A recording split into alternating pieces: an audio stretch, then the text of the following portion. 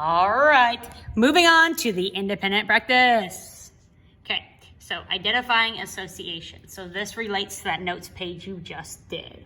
Okay, so if we're looking at that, we're looking at each of these graphs individually. Now you can see they're not as detailed. They don't have exact numbers. They don't have a y-axis label and an x-axis label.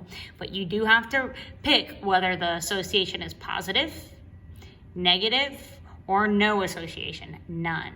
Okay, so you can see my handwriting. I kind of adapted this page. It used to be an algebra page, but now it's an 8th grade math page.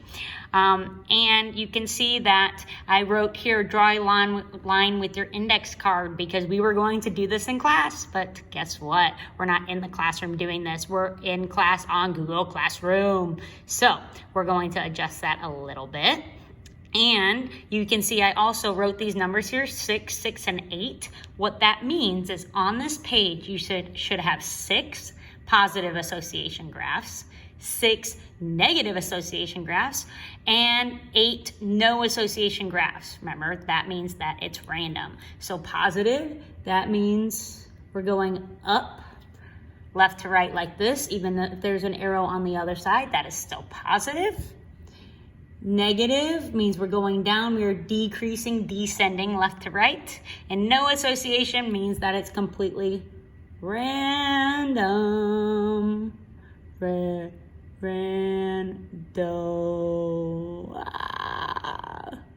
Okay, so first graph, let's take a look.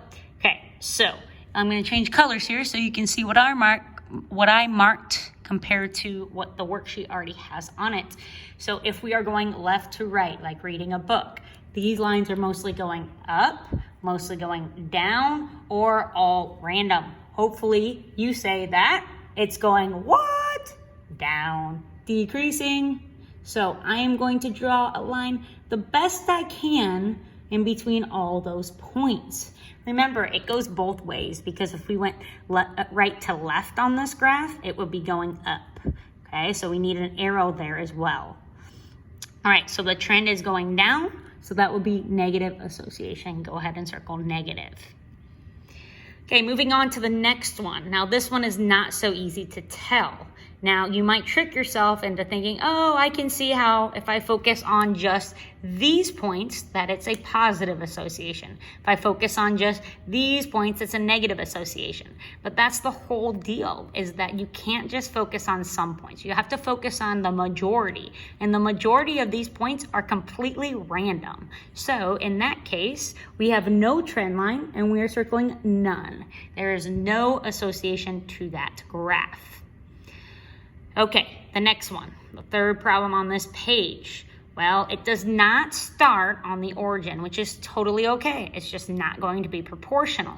But if we're looking at these points, we're going left to right, like reading a book, which you can do in your free time now that you have it. We are going up or down or nothing at all. I'll give you a hint. It starts with U, it ends with P. We are going, what is it? Up. Uh-oh, that was a horrible line. Doesn't match the trend of this graph. Let's try this one more time. We want to be close to all the points.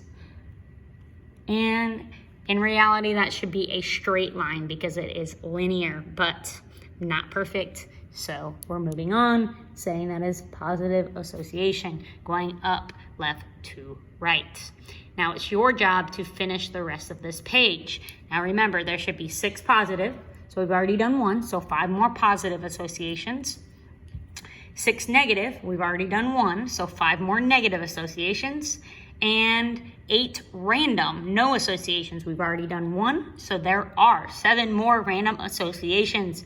Good luck. Just remember, you can print this out if you'd like, or you can do it on your device and turn it in. If you print it out, make sure you take a picture of it and turn it in as well. If you don't turn it in, I won't know that you did it and you won't be able to receive feedback on that.